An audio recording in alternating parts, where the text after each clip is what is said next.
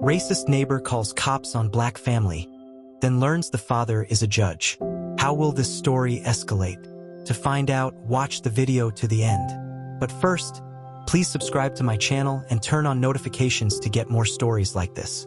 In a quiet suburban neighborhood, the Davis family had just moved into their dream home. It was a beautiful two-story house with a white picket fence, a lush green yard, and a vibrant garden.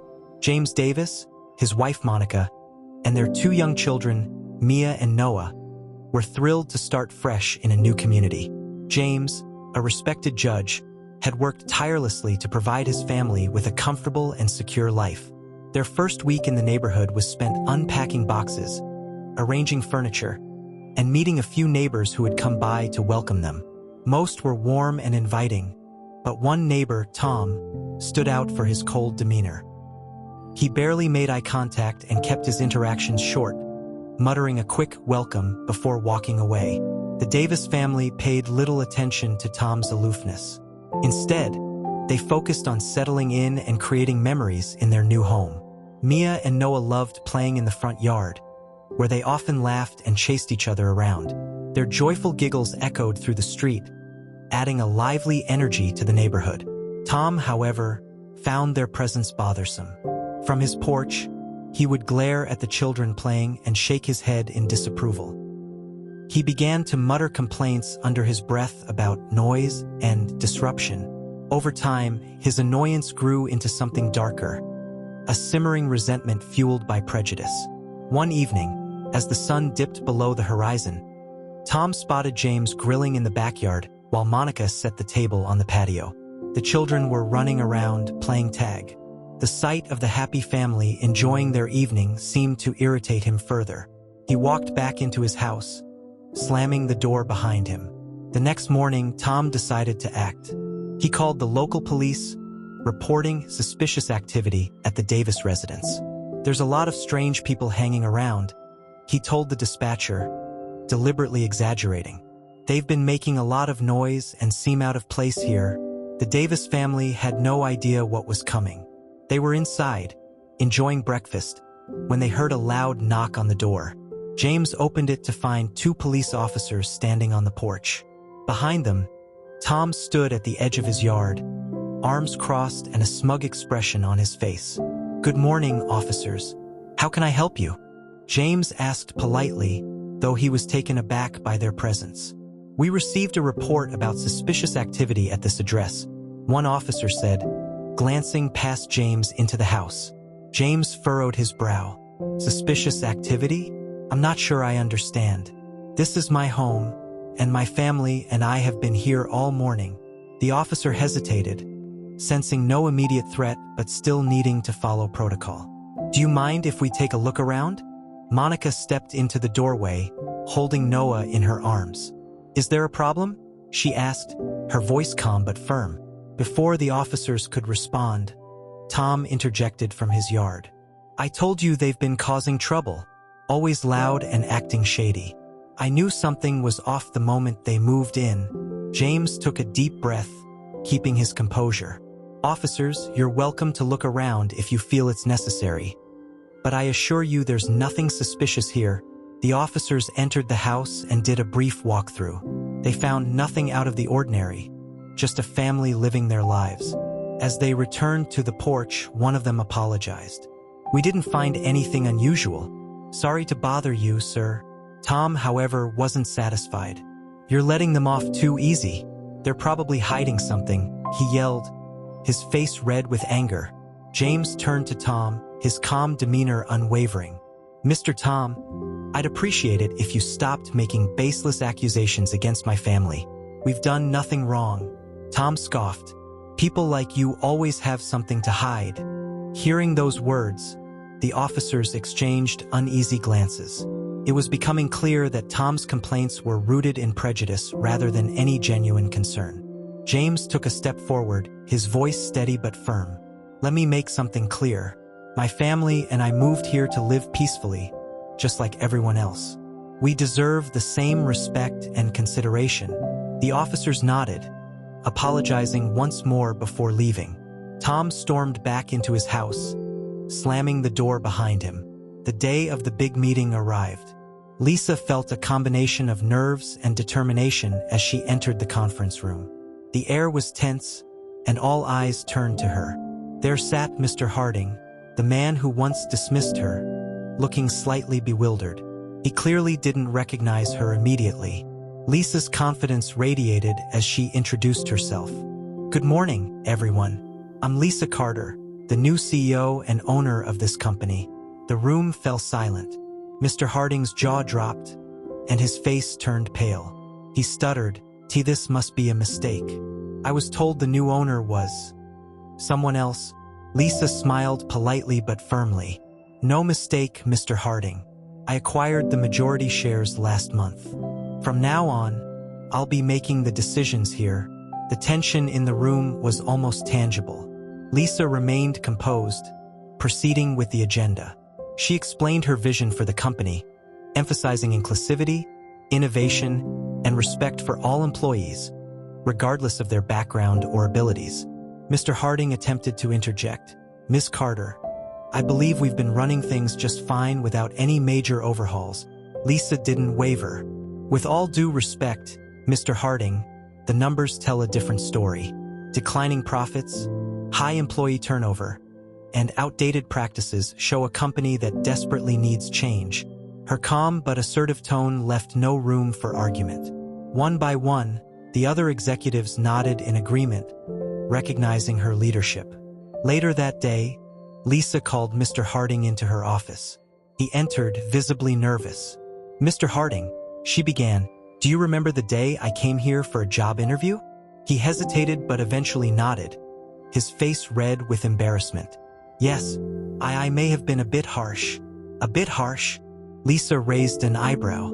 "You dismissed me before I could even prove myself, solely based on assumptions. Do you realize the impact of your words?" Mr. Harding struggled to respond. Lisa continued, "People like me face challenges daily, not because of our abilities but because of attitudes like yours. But instead of letting that stop me, I used it as fuel to build something greater." To his credit, Mr. Harding apologized. "I was wrong, Lisa. I see that now. Your determination and success are remarkable." Lisa acknowledged his apology but didn't let him off the hook easily. "It's not just about apologizing, Mr. Harding. It's about changing the culture of this company. Moving forward, we will implement training programs to ensure no one else faces the kind of discrimination I did." The transformation of the company under Lisa's leadership was swift and impactful. New policies promoting diversity and inclusion were implemented. Employee morale soared, and productivity increased. Lisa's story inspired not just her team but the entire industry. Mr. Harding, though initially resistant, became one of her strongest advocates. He publicly admitted his past mistakes and championed the company's new direction. Years later, during an industry awards ceremony, Lisa was honored for her exceptional leadership. As she took the stage, she shared her journey, emphasizing the importance of resilience and challenging the status quo. "My story isn't just about me," she said. "It's about everyone who has ever been underestimated, dismissed, or told they don't belong. Remember, the greatest power lies in believing in yourself, even when others don't." The audience erupted in applause, moved by her words. As the months rolled by, Hannah began a methodical transformation of the company. She worked closely with her newly hired management team, emphasizing a company culture that prioritized accessibility, equity, and respect. To ensure her vision reached every corner of the business, Hannah implemented sensitivity training and leadership workshops, focusing on cultivating empathy and eliminating bias from the workplace. One of her first initiatives was the launch of an internship program designed specifically to give opportunities to individuals from underrepresented groups, including people with disabilities. The program received widespread praise, attracting attention from media outlets and even earning the company an industry award for innovation in corporate social responsibility. Meanwhile, Jonathan's life had taken a sharp downturn. After resigning in disgrace, he struggled to find another job in the same industry. Word had spread about his unprofessional behavior, and despite his years of experience, most employers viewed him as a liability. The irony was not lost on him. While Hannah, the woman he once dismissed, was now celebrated as a visionary leader, he found himself struggling to make ends meet. Desperate and humiliated, Jonathan decided to reach out to Hannah, hoping she might forgive him and offer some guidance. It was a bold move, and one he wrestled with for weeks. But as his savings dwindled and rejection letters piled up, he realized he had little choice. When Jonathan arrived at the company's newly renovated headquarters, he was struck by the vibrant, welcoming atmosphere. The reception area featured a mural celebrating diversity, and the space was thoughtfully designed to be accessible to everyone. The irony of his situation was not lost on him as he approached the front desk. "I'd like to speak with Hannah," he said, his voice wavering slightly. The receptionist, a young woman using a wheelchair, gave him a kind but curious look. "Do you have an appointment, sir?" "No," Jonathan admitted. "But could you let her know that Jonathan Miller is here to see her?" The receptionist nodded and picked up the phone, speaking softly into the receiver. A few moments later, she hung up and turned back to him. "Ms. Carter said she can spare a few minutes. Please, follow me." Jonathan's heart pounded as he was led through the office. The open-plan design was filled with natural light, and employees seemed genuinely happy as they worked collaboratively in teams. It was a stark contrast to the tense, hierarchical environment he had presided over during his tenure. Hannah's office was spacious but unpretentious, with a large window overlooking the city skyline. She looked up from her desk as Jonathan entered, her expression unreadable. "Jonathan," she said evenly, "what brings you here?" He hesitated, struggling to find the right words. "Hannah, I owe you an apology. I was wrong about you, about everything. And I can't express how sorry I am for the way I treated you." Hannah regarded him for a long moment, her expression softening slightly. "I appreciate your apology, Jonathan. But what are you really here for?" Jonathan took a deep breath. "I need help. I can't find work, and I've realized how much damage my behavior has done. Not just to you, but to others as well. I'm asking for a second chance, if you'll give me one." Hannah leaned back in her chair, studying him carefully. She had every reason to turn him away, to let him face the consequences of his actions. But as she looked at the man who had once dismissed her potential, she realized she had a choice to make: to perpetuate the cycle of resentment or to break it. The office buzzed with excitement as whispers spread through the halls. Lydia's grand entrance hadn't gone unnoticed. Some employees had heard rumors of a new investor, but no one expected it to be her. For the older staff members who had been around during her initial job application, the realization hit like a bolt of lightning. "I can't believe it," one whispered to another near the coffee machine. "Isn't that the girl Mr. Grant turned away all those years ago?" "Yes," another replied, wide-eyed. "And now she owns the place. Talk about karma." Lydia, however, didn't come to dwell on the past. Her goal was clear: to reshape the company's vision and create a workplace that valued talent and diversity over shallow judgments. Her first step was to meet with the management team. As she entered the conference room, heads turned and whispers ceased. Lydia's presence commanded respect. Her speech began with a story, a personal anecdote about resilience and determination. She spoke about the challenges she faced in her career and how those very obstacles had shaped her into the leader she was today. She didn't directly address the rejection she had faced at this very company, but her words carried an undertone that resonated deeply with the room. "I believe that a company is only as strong as its people," Lydia declared, her voice steady and confident. "And strength comes from diversity, not just in backgrounds but in perspectives and abilities. Today, we start a new chapter, one that values every individual's contribution." The management team listened intently, some nodding in agreement, while others squirmed uncomfortably in their seats. Lydia's vision was clear, and her passion was contagious. But not everyone was ready to embrace the change. Meanwhile, in his office, Mr. Grant sat alone, a storm of emotions brewing within him. He had always prided himself on his ability to read people, to gauge their potential with a single glance. Yet he had been utterly wrong about Lydia. Her rejection years ago had seemed like a minor decision at the time, but now it loomed over him like a specter of regret. He debated whether to approach Lydia. Would she even entertain a conversation with him? Would she hold a grudge?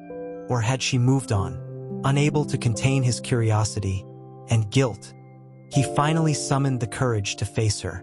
Knocking lightly on the door to her new office, he entered hesitantly. Lydia looked up from her desk, her expression unreadable. "Mr. Grant," she greeted, her tone neutral. "What can I do for you?" Grant cleared his throat, searching for the right words. "Lydia, I owe you an apology," he began. "I made a mistake all those years ago. I judged you unfairly, and for that, I'm truly sorry." Lydia studied him for a moment before responding. "Thank you for saying that," she said. "But this isn't about the past, Mr. Grant. It's about what we do moving forward. I want this company to be a place where no one has to feel the way I did when I walked out of this building years ago." Her words hit him like a punch to the gut. Yet, there was no malice in her tone, only a resolve to create something better. Lydia wasted no time implementing changes. She introduced mentorship programs, accessibility initiatives, and workshops aimed at fostering inclusivity and empathy among employees. She made it clear that the company's success depended on its ability to adapt and embrace diversity.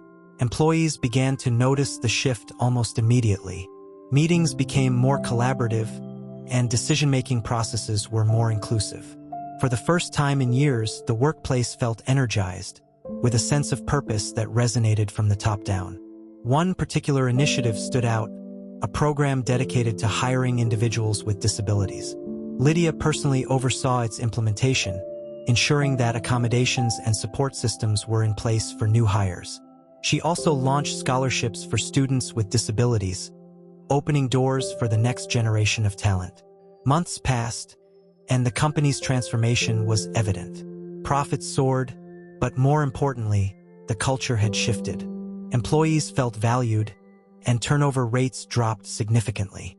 Lydia's leadership had not only revitalized the company, but had set an example for the entire industry. One day, as Lydia walked through the office, she passed by a young intern in a wheelchair. The girl looked up at Lydia with wide eyes, as if seeing a real-life superhero. "Ms. Harper," she said shyly, "I just wanted to thank you for this opportunity. It's my dream to work here, and I didn't think it would ever be possible." Lydia smiled warmly. "Dreams are meant to be pursued," she replied. "And sometimes all it takes is someone to believe in you." For Lydia, this moment encapsulated everything she had worked for. It wasn't about revenge or proving anyone wrong. It was about creating a legacy that would outlast her. A legacy built on fairness, inclusion, and the belief that everyone deserved a chance to shine. The story of Lydia Harper became one of inspiration, shared far and wide as a testament to resilience and the power of vision. Her journey from rejection to ownership was a reminder that obstacles could be stepping stones, and setbacks could be catalysts for growth. And for every person who doubted their worth, Lydia's story was a beacon of hope, proving that with determination and belief in oneself, anything was possible. A month later, Melissa returned to the office, her head held high. She wasn't there to beg or ask for reconsideration. This time, she was there for a meeting scheduled by someone far more influential than Mr. Edwards. With each step of her wheelchair, she felt a mix of nerves and determination. She had received a call a week prior from the company's board of directors, inviting her to an important discussion. The details had been vague, but she knew that whatever it was, it had to be significant. As she entered the lobby, the same receptionist who had dismissed her earlier looked up in surprise. "Melissa," she stammered. I didn't know you had an appointment today." Melissa smiled politely. "Yes, I'm here for a meeting with the board." The receptionist's eyes widened. She quickly gestured for Melissa to wait as she scrambled to make a call. Melissa noticed the hushed whispers and curious glances from employees nearby. They had heard rumors about her rejection but didn't know the full extent of her story or what was about to unfold. Moments later, a well-dressed man appeared, introducing himself as one of the senior board members. "Melissa, it's a pleasure to meet you in person. Please, follow me." As she wheeled through the corridors, passing familiar faces, Melissa's confidence grew. This was her moment to prove that no one's judgment could define her worth. In the grand boardroom, she was greeted by a panel of executives, including Mr. Edwards, who looked visibly uncomfortable. The board chairman began, "Melissa, thank you for joining us today. We've reviewed your portfolio, achievements, and the unfortunate incident that occurred during your previous visit here. On behalf of the company, I'd like to extend our apologies for the way you were treated." Melissa nodded, keeping her composure. "Thank you. I appreciate the acknowledgement." The chairman continued, "After seeing your work and the innovative ideas you've developed, we believe you'd be a valuable asset to our team. In fact, we'd like to offer you a position. Not just any position, but as the head of our new Inclusion and Innovation Department." The room fell silent. Melissa took a moment to process what she had just heard. She glanced at Mr. Edwards, whose face was a mix of shock and regret. "I'm honored by the offer," she replied, her voice steady. "But before I accept, I need to be assured that this company genuinely values diversity and inclusion. Not just as a department, but as a core principle." The chairman nodded. "You have our commitment, Melissa. Your experience and perspective are exactly what we need to ensure that everyone, regardless of their background or abilities, feels welcomed and empowered here." Melissa smiled. "In that case, I accept." The board erupted in applause, and Mr. Edwards awkwardly joined in, his face red with embarrassment. Melissa knew this was more than just a personal victory. It was a chance to create real change. Over the next few months, Melissa took the company by storm. Her department became a hub of creativity and collaboration, attracting talent from diverse backgrounds. She implemented policies that fostered inclusivity, ensuring that no one would have to face the kind of discrimination she had experienced. Employees from all levels admired her leadership and resilience. Stories of her journey spread throughout the industry, inspiring countless individuals and organizations to rethink their practices. As for Mr. Edwards, he was eventually reassigned to a different branch. Melissa didn't harbor any bitterness toward him, but she hoped he had learned an important lesson about judging others based on appearances. In the end, Melissa's story became a testament to the power of perseverance and the importance of standing up for oneself. She transformed her rejection into an opportunity, proving that no obstacle was too great to overcome. Melissa often reflected on her journey and the people who had doubted her.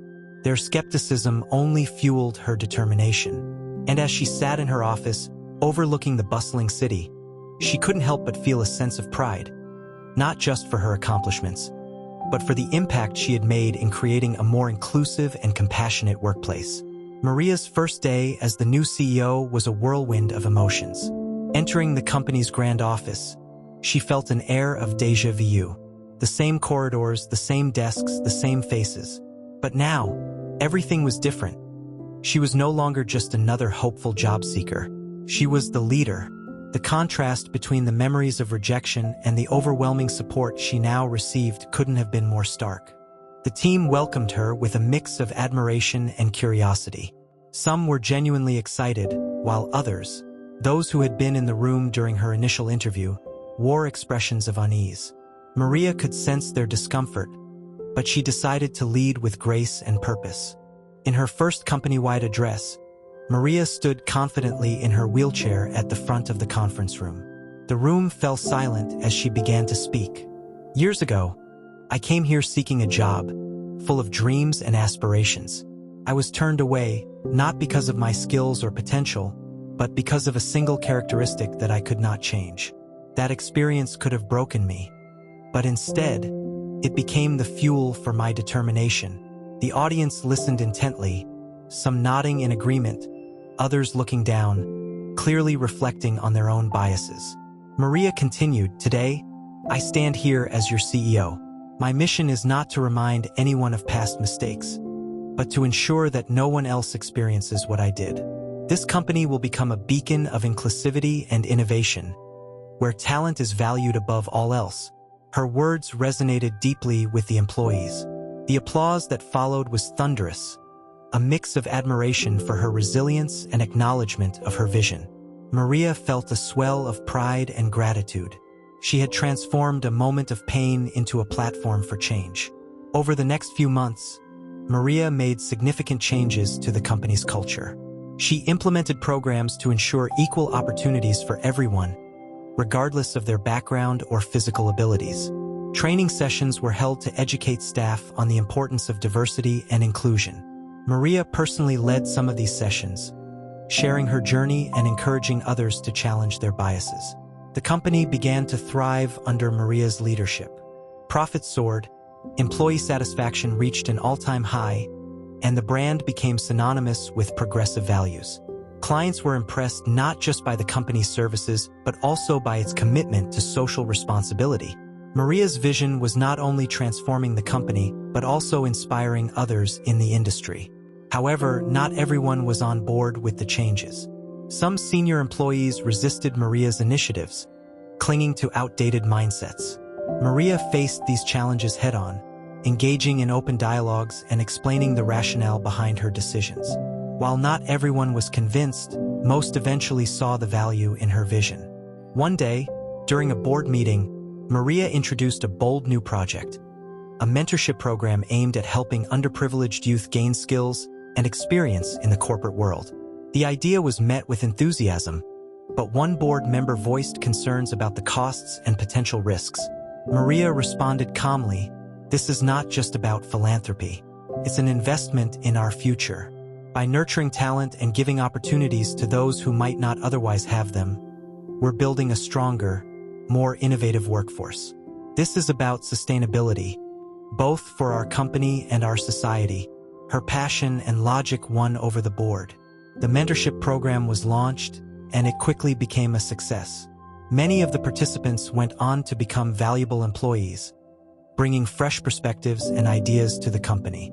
The program also earned widespread recognition, further enhancing the company's reputation. As Maria's journey continued, she found herself reflecting on the lessons she had learned.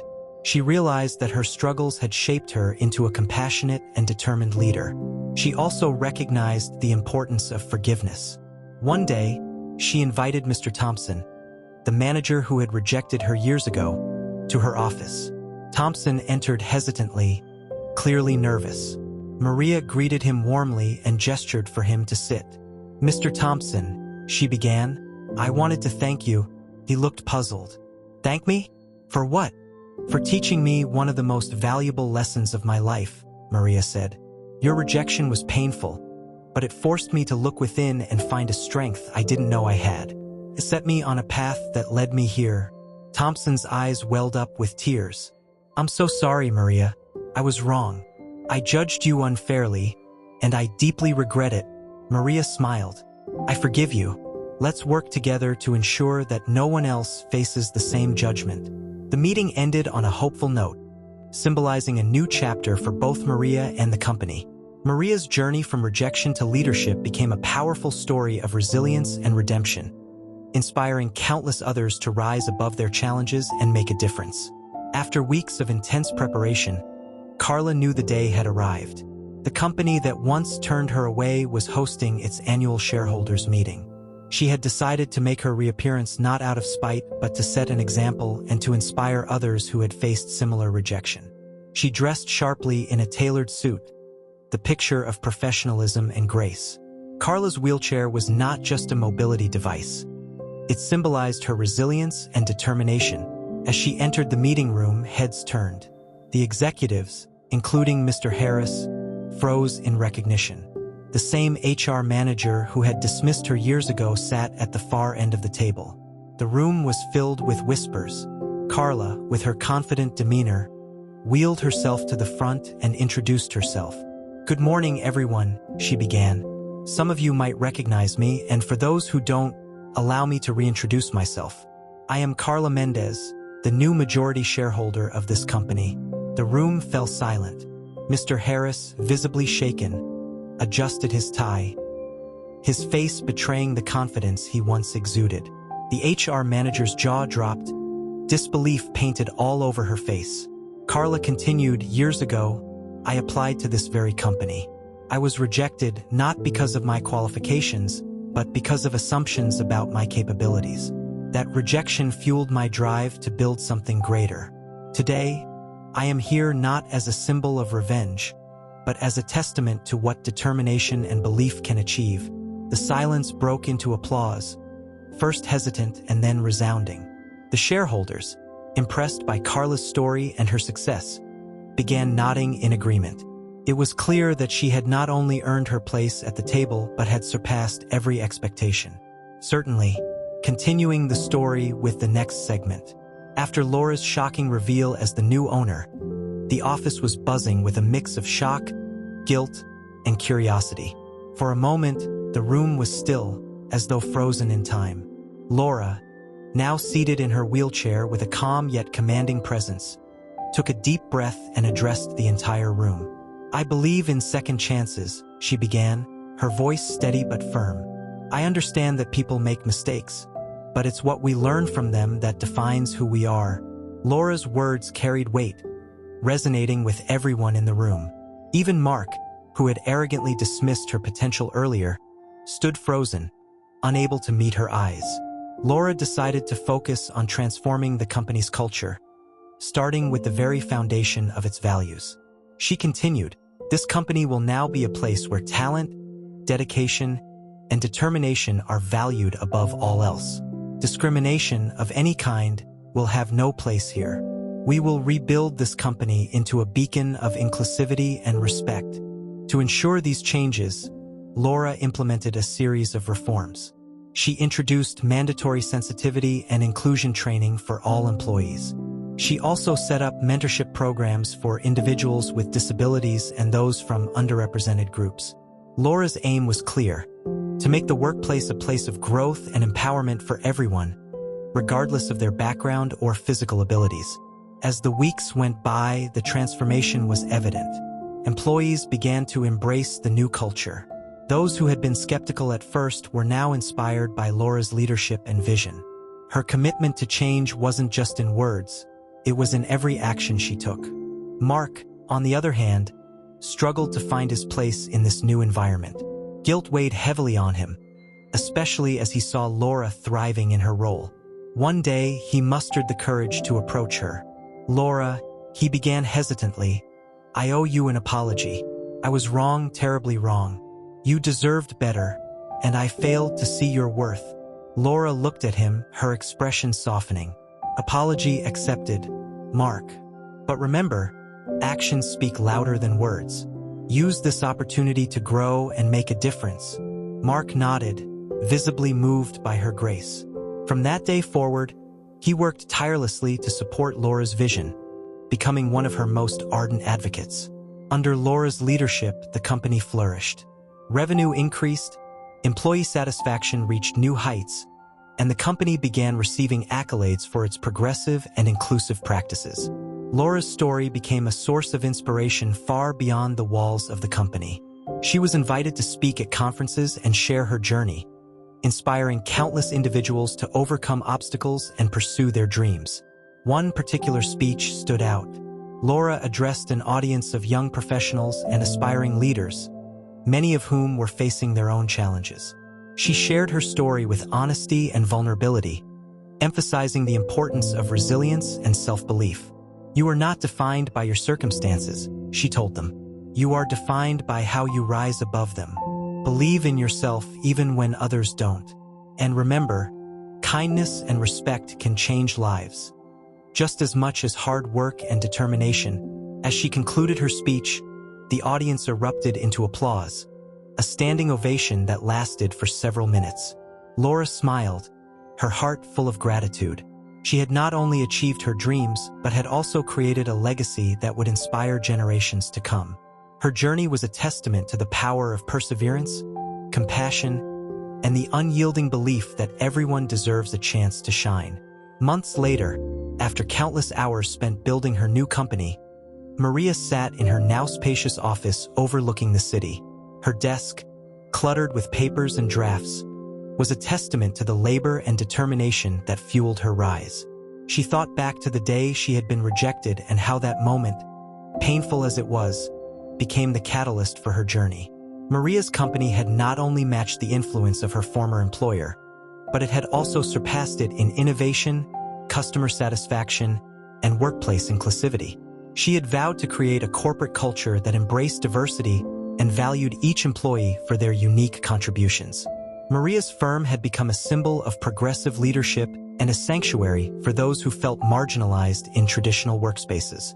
It was during an industry summit that fate would once again reunite Maria with Mr. Carlton. He was seated at a table across the room, visibly uncomfortable in the midst of other industry leaders who were singing Maria's praises.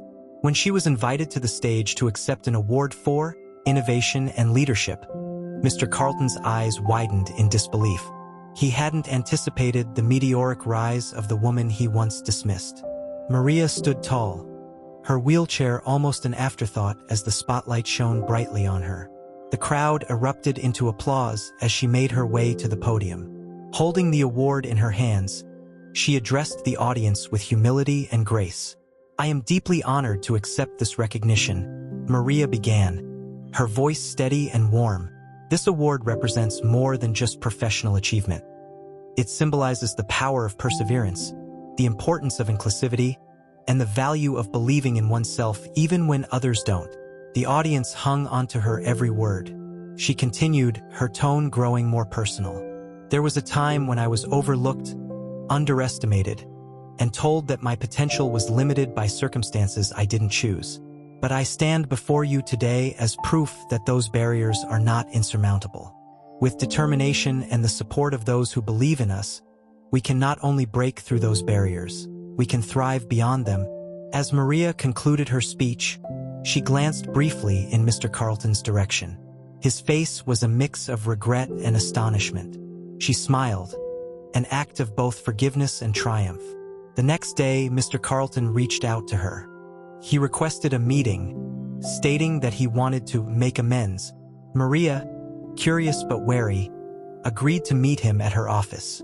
When Mr. Carlton arrived, he looked humbled, almost frail compared to the domineering figure she once remembered. He extended his hand, but Maria waited a moment before shaking it. "Maria, I owe you an apology," he began, his voice laden with regret. "I was wrong to judge you, wrong to dismiss your talent and potential. Watching what you've accomplished has been nothing short of inspiring." Maria listened intently, her expression neutral. "I appreciate the apology, Mr. Carlton, but as you can see, your rejection didn't break me. It built me." He nodded, his eyes cast downward. "I can see that now. I wanted to ask if there's any way we could collaborate. I believe there's a lot we could achieve together." Maria considered his offer. The temptation to reject him outright flashed through her mind, but she had grown far beyond the bitterness of her earlier days. "Collaboration is built on mutual respect," she replied. "If you're willing to adopt the principles that my company stands for, equality, inclusivity, and integrity, then perhaps there's a path forward." Mr. Carlton agreed without hesitation. And so, what began as a story of rejection and prejudice transformed into one of redemption and progress. Maria's willingness to extend an olive branch, even to those who wronged her, became one of her defining qualities as a leader. Her company continued to flourish, inspiring countless others to follow in her footsteps. Maria's journey from rejection to empowerment became a beacon of hope for those who felt unseen and undervalued. Through her story, she reminded the world that strength is not just about overcoming adversity. It's about using those experiences to lift others and create a better future. Maria closed her office door that evening, the city lights shimmering in the distance. She smiled, not because she had proven anyone wrong, but because she had proven herself right.